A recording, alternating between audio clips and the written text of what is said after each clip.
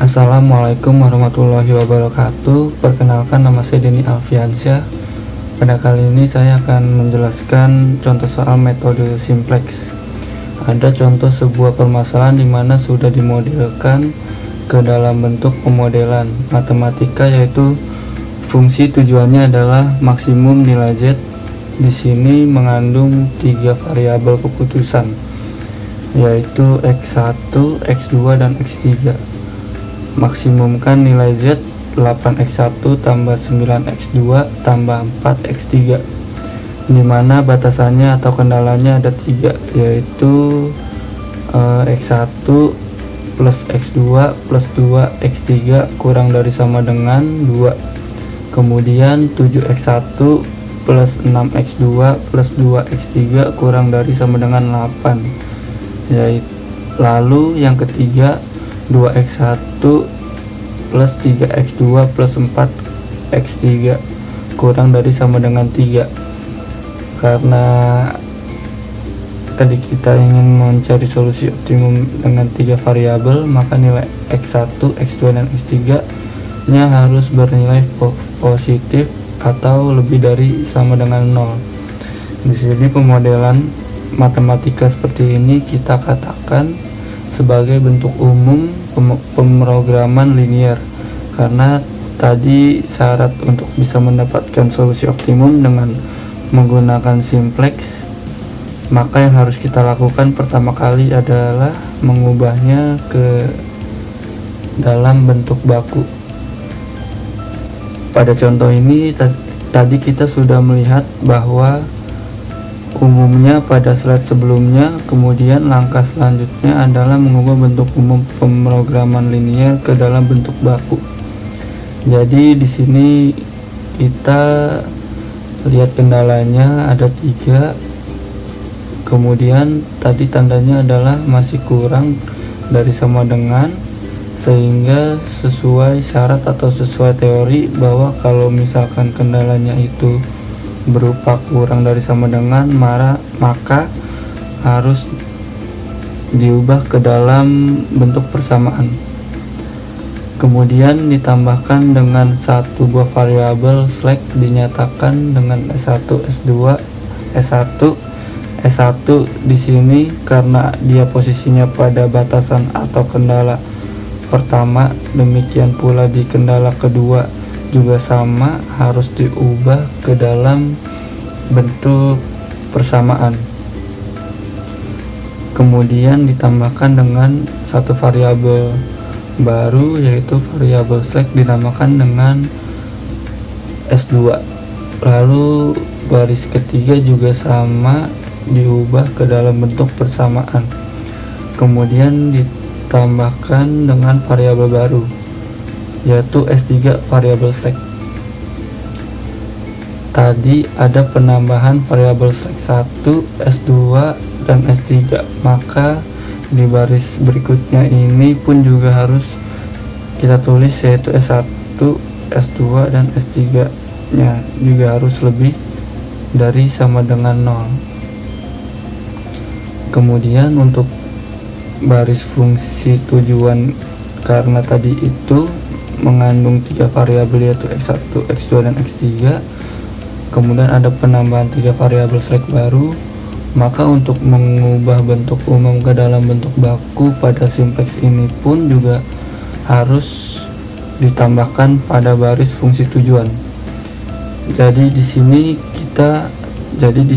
S1, S2, dan S3 dituliskan di sini, tapi karena tadi kita tujuannya adalah untuk mencari 3 variabel ini saja, sehingga S1 dan S2 dan S3 nya cukup ditambahkan dengan koefisien 0, sehingga ditulislah lengkap seperti ini, yaitu maksimum nilai Z sama dengan 8x1 plus 9x2 plus 4x3 plus 0s1 plus 0s2 plus 0s3, atau bisa juga ditulis kalau misalkan ruas kanan ini kita pindahkan ke sebelah kiri semua, sehingga di sini menjadi Z dikurangi 8x1 min 9x2 min 4x3.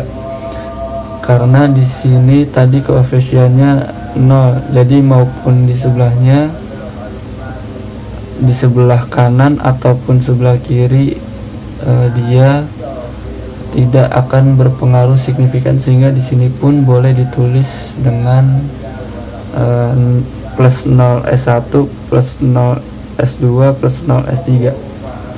Kemudian baru ruas kanannya ini sama dengan 0. Nah, jadi inilah bentuk baku dari permasalahan yang ada pada slide sebelumnya.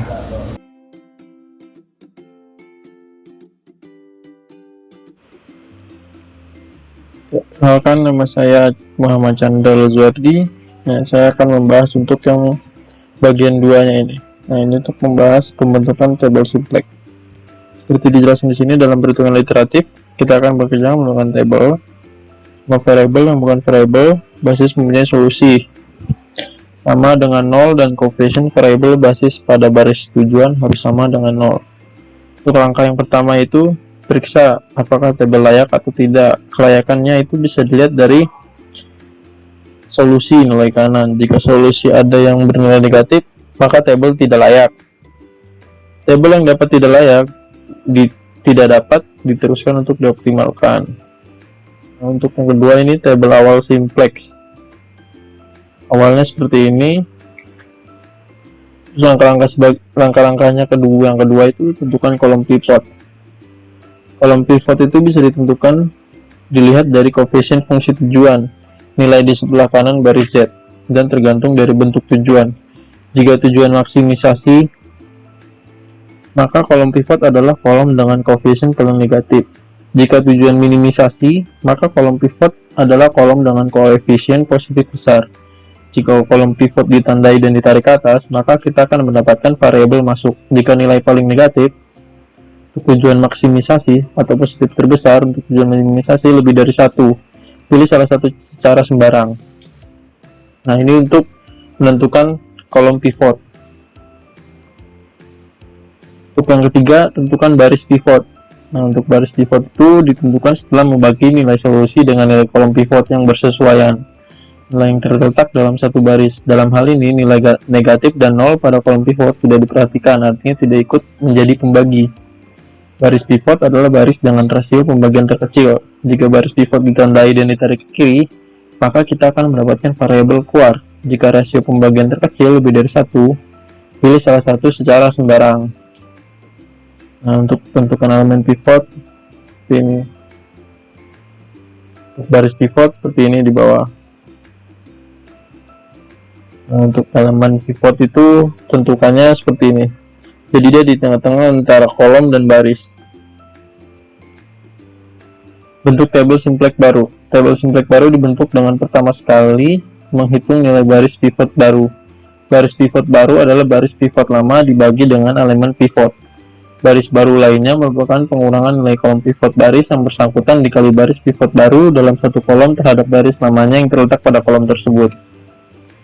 Ini iterasi pertama. Nah, untuk dx2, 2 bagi 3 sama dengan 2/3 dan seterusnya dibagi 3. Karena kan tadi dijelaskan ini untuk dibagi 3. Nah, seperti ini hasilnya. Untuk yang Z itu tetap dibagi 3.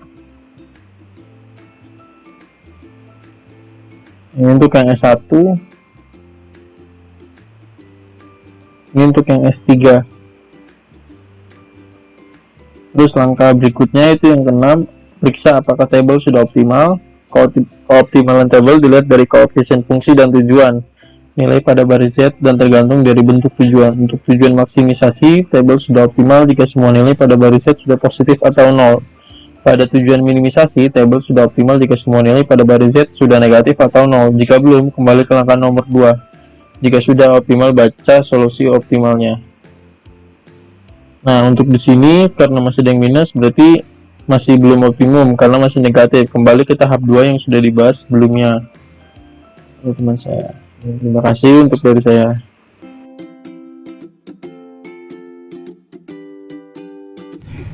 Ini merupakan lanjutan penjelasan dari video sebelumnya. karena pada video tersebut kita belum dapat solusi optimum dari sebuah permasalahan memaksimumkan nilai Z. Untuk penjelasan kali ini, kita akan melakukan langkah-langkah seperti pada iterasi sebelumnya atau pada penjelasan sebelumnya, sehingga mendapatkan solusi optimum. Berikut adalah menentukan kolom pivot. Sama seperti sebelumnya, kita lihat di sini. Untuk iterasi kedua, penentuan kolom pivotnya ternyata berada pada kolom X1, sehingga kolom X1 ini dikatakan sebagai kolom pivot dan X1-nya merupakan variabel masuk. Kemudian langkah berikutnya adalah menentukan baris pivot. Sama seperti sebelumnya, kita harus menghitung nilai rasionya terlebih dahulu untuk tiap baris. Pada kasus ini, pada iterasi kedua, kita lihat nilai rasionya ternyata yang paling kecil adalah pada baris S3, sehingga baris S3 ini dikatakan sebagai baris pivot dan juga merupakan variabel keluar. Kemudian langkah berikutnya adalah elemen pivot, yaitu perpotongan antara kolom pivot dengan baris pivot. Nah, elemen pivot ini ternyata posisinya ada di baris S3 dan X1, yaitu bernilai 3.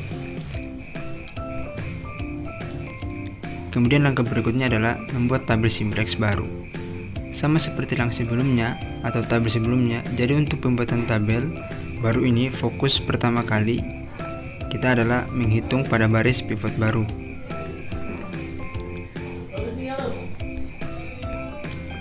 Pada tabel iterasi kedua, tadi baris pivotnya posisinya ada di baris S3.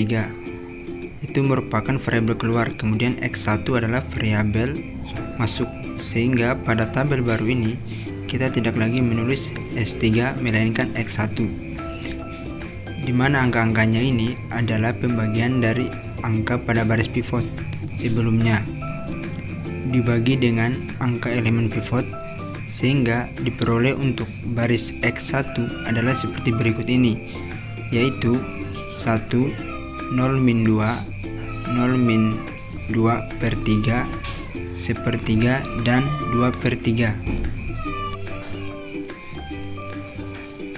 Kemudian berikutnya, pada iterasi yang sama, kita lanjut mengisi baris-baris yang lainnya. Jadi, kita isi berikutnya adalah baris Z. Caranya sama seperti data tabel iterasi pertama, kita mengurangi dengan perkalian dari angka kolom pivot dikali dengan angka pada baris pivot baru. Misal, untuk kolom 1 di sini adalah min 2. Angka lama dikurangi dengan perkalian min 2. Min 2 yang dalam kurung ini adalah angka pada kolom pivot dikalikan 1. 1 di sini adalah angka pada baris pivot baru atau baris X1, sehingga hasilnya 0. Demikian untuk kolom X2, jadi 0 dikurangi min 2 kali 0 sama dengan 0. Kemudian lanjut sampai dengan kolom nilai kanan. Lalu pada baris berikutnya, yaitu pada baris S1 juga sama. Jadi pengurangan dari angka pada iterasi pertama dikurangi dengan perkalian dari angka pada kolom pivot baru dikali dengan baris pivot baru. Jadi di sini untuk kolom X1 dan baris S1 yaitu 1/3 dikurangi perkalian dari 1/3 kali 1 sama dengan 0. Kemudian untuk kolom X2 juga begitu. 0 dikurangi perkalian dari 1/3 kali 0 sama dengan 0. Lanjut sampai dengan pada kolom nilai kanan. Kemudian pada baris berikutnya, yaitu baris X2 juga sama, yaitu angka pada baris lama atau angka pada data tabel lama dikurangi dengan perkalian dari angka pada kolom pivot baru dikalikan dengan angka pada baris pivot baru. Jadi di sini untuk kolom X1 itu diperoleh 2/3 dikurangi 2/3 dikali 1 sama dengan 0. Kemudian untuk kolom X2 juga begitu, yaitu 1 dikurangi 2/3 kali 0 sama dengan 1. Demikian pula seterusnya sampai dengan nilai kanan. Kita lihat tabel berikutnya, ternyata sudah terisi semua. Lalu langkah berikutnya adalah kita cek apakah tabel ini sudah optimum atau belum. Sekali lagi, untuk melihat apakah tabel ini sudah optimum atau belum, kita harus melihat terlebih dahulu fungsi tujuan dari permasalahan yang dihadapi. Pada kasus ini, fungsi tujuannya adalah memaksimumkan nilai Z, sehingga kita lihat pada baris Z apakah masih ada yang bernilai negatif atau tidak. Karena syarat optimum pada fungsi tujuan maksi nilai Z adalah pada baris Z harus bernilai 0 atau positif semua. Nah, kalau kita lihat di tabel ini, ternyata ada baris Z nilainya sudah mengandung angka 0 dan positif semua. Jadi di sini tidak ada lagi yang bernilai negatif.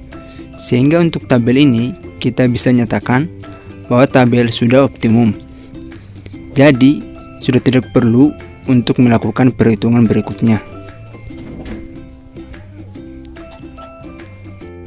Pada tabel optimum kita lihat bahwa nilai Z sudah tidak ada yang negatif. Kemudian di sini variabel basis mengandung variabel Z, S1, X2 dan X1. Kemudian nilai kanan atau solusinya adalah Z sebesar 31/3, S1 7/9, X2 5/9, sedangkan X1 2/3.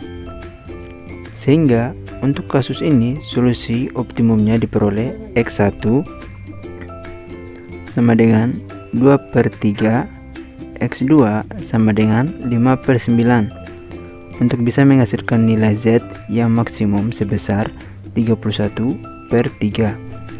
Nah, di sini X3 tidak muncul pada tabel optimum, sehingga di sini untuk X3 itu adalah sama dengan 0.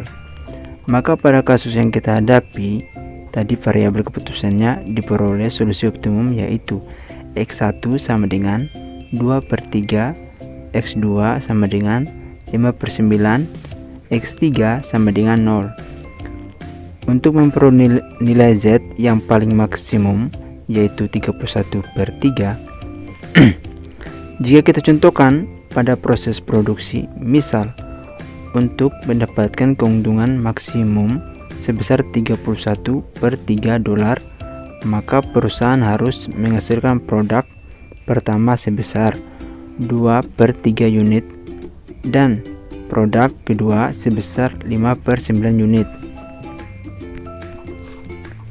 Itu tadi penjelasan tentang metode simplex dari kelompok kami. Kurang dan lebihnya kami mohon maaf. Terima kasih.